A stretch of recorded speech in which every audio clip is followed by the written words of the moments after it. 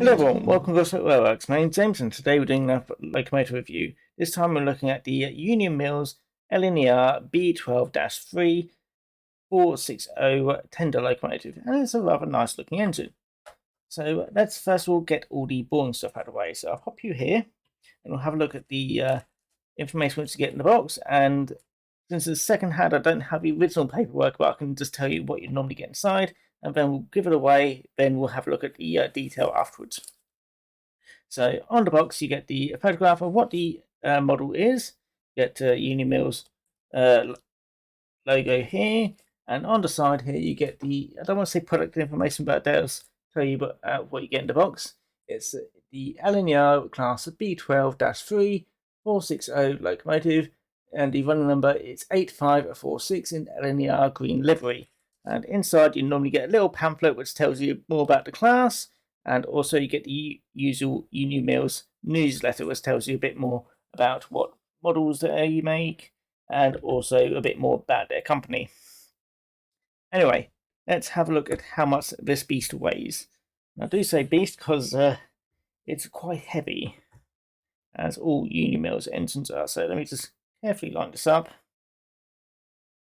And now I'll have to do, it is 161.4 grams. So let's just go with 161 and round it down.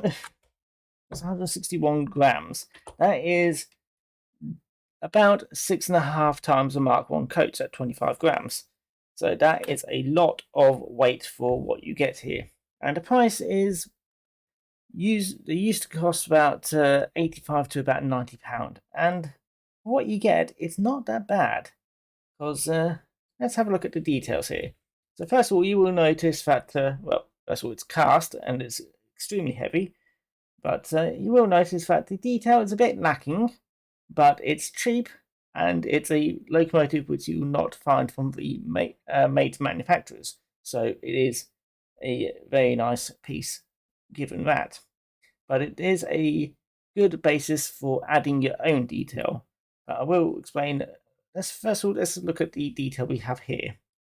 So first of all, tampon printing, where it is, it's simple, but it's clean and legible, and it's very neat and tidy, as you can see from this lining here.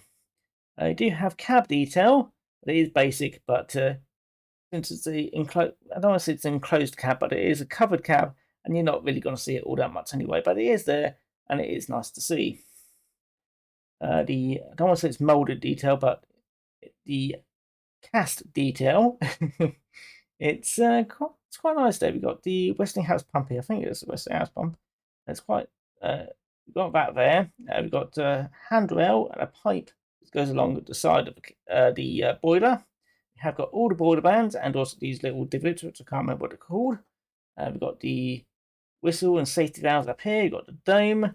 We've got some nice edging around the windows. So it's a nice, it's very got cast handrails there, and there. And on the back, we also got some cast lamp irons as well. I'm not counting these vacuum pipes because I think they are added afterwards, because this was second hand, and I think these were probably added by the previous owner. So I'm not counting them. They do have a lot of space underneath the boiler, so you can see all the way through it. And you do have some detail on the smoke box door here. Let's have a quick look on the other side. And again, the cast handrail going across. There's no boiler bands. Well, there is boiler bands. There's no boiler band lining, but that's something which you can add yourself. And there's no lining on the splashers either. So again, you could add them yourself as well. I have seen some of these Union Mills engines looking extremely spectacular by basically professional artists, which add all this little extra detail on it. But this is basically what they look like when they all come out of the casting. Well, not casting, after, when you get them. The coal is basic, but it is, again, it's cast and it adds weight to the tender drive. And it's a very good tender drive. It's very reliable, and it will pull absolutely everything. Let's have a look on the bottom now, which is a bit basic because all it says is Union Mills. Here we can see the gears to the fender drive. It does have 2 traction tyres, which is one here and one here. No NEM pockets, but it does also have a very interesting pickup arrangement. It's basically these 3 drive wheels here on this side only, and then these 3 tender wheels here. Actually, I don't know about this middle one, but at least these 2 tender wheels here for the other side. And I can't really complain about it because they all work. I've not really had any issues with pickup with Union Mills engines. And these wheels are all free rolling, so there's not going to be any issues with that either. And yeah, that's pretty much it really. The only downside is that this wire is quite large and unsightly, but it's big and reliable and it's unlikely to break anytime soon. There's also a little bit of detail on top of the cab as well. But yeah, that's pretty much it really. It is a solid engine. I said you can probably throw this at somebody and it will do damage, but the engine will probably still run afterwards anyway. So yes, that is a Union Mills B12 engine. And I think that's pretty much it really for discussing about the detail. But I will put it on the turntable and I'll show you a bit more about how it looks in closer detail, what I'll tell you about the prototype. Then we can get it onto the layout and show you how well it will pull anything. So I'll see you in a bit. The Great Eastern Railway Class S69, also known as the 1500 class and later classified B12 by the LNER, is a class of 460 steam locomotive designed to haul express passenger trains from London Liverpool Street Station along the Great Eastern Main Line. Originally they were designed by S.D. Holden, but were rebuilt numerous times, resulting in several subclasses. At the time of their introduction, the Claude Hamilton 440s were becoming outclassed on the heaviest expresses. Although an enlarged 440 design was mooted, it was realised that any such design would have too high an axle load for the tracks of the Great Eastern Railway, and which had a relatively low restriction. This meant that a 460 design was decided upon, although the design was relatively short compared to similar designs introduced at the same time. 70 S69s were still in service at the 1923 grouping, the LNER adding 7,000 to their numbers of nearly all of the ex-Great Eastern locomotives, including the Class S69 locomotives. A further 10 were ordered in 1928 to ease a power shortage caused by the stalled development of the new class of 460 locomotives and the cancellation of the planned suburban 264 tank locomotive due to the adverse press publicity caused by the Seven Oaks derailment of 1927. Starting in 1932, a program began of rebuilding the B12 locomotives with larger diameter boilers. These rebuilt locomotives were classified as Class B12-3. The last to be rebuilt was 8549 in 1944, leaving 8534 as the last English B12-1, but it was withdrawn the following year without being rebuilt. At nationalisation in 1948, 72 locomotives passed into British Railways ownership. Withdrawals continued and all were gone by the end of 1961. However, one locomotive, LNER number 8572, has been preserved. Right, here we are, the B12 now I'm out, and I've got my test rake of 8 Mark 1 coaches ready to be used later on. But first of all, let's just see how well it runs on its own. We'll have to mention this is under DCC, so it may operate slightly differently under DC. So just pointing that out there just in case there is any discrepancies between how it runs. So we'll just test out the slow speed. And I think there's a dead spot there. See that it's just stalling. It's a little bit coggy at this speed, but it is crawling very nicely. Let's test in reverse.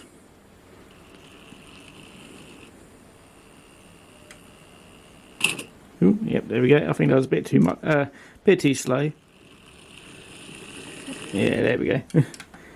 Yeah, let's not do that again. But yeah, I think you can get it to run a bit better if you mess around with the settings on the decoder. But otherwise, that's a very nice slow speed. I'm quite happy with that. Just noticed a little bit of dirt on there. But anyway, let's get it under power and it running at a nice gentle speed. Ooh, probably a bit too fast there. There we go. I will have to mention this is a bit noisy, but union mills are always a bit noisier compared to something like a Faraday engine. But I had to put that down to, like, this does weigh several tons more than a Faraday engine. Ooh, there we go. Maybe a bit too slow there. There we go. Nice gentle pace.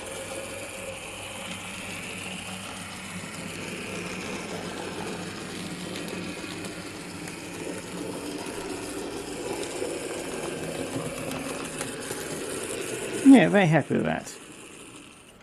Right. Move on to the other line. I'm just going to quickly test it with that point because it does like to have a bit of an issue with it. So that should be...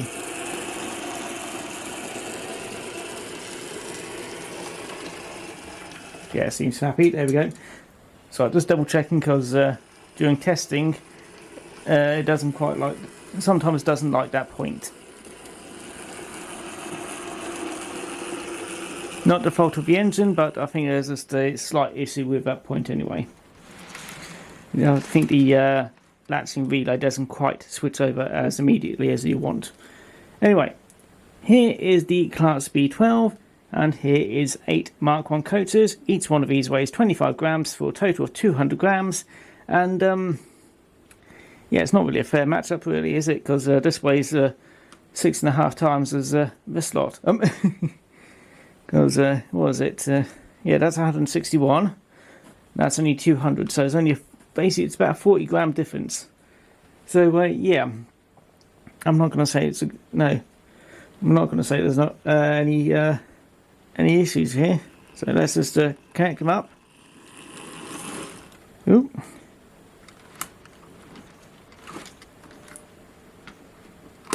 There we go. Sometimes it connects up well and sometimes it doesn't. Anyway, let's get it on. And yeah, as you can see, no issues. And even up the very slight incline, it doesn't even notice there's anything behind it really. Ooh, bit of slow down maybe. If there is, it's a very tad bit of slow down.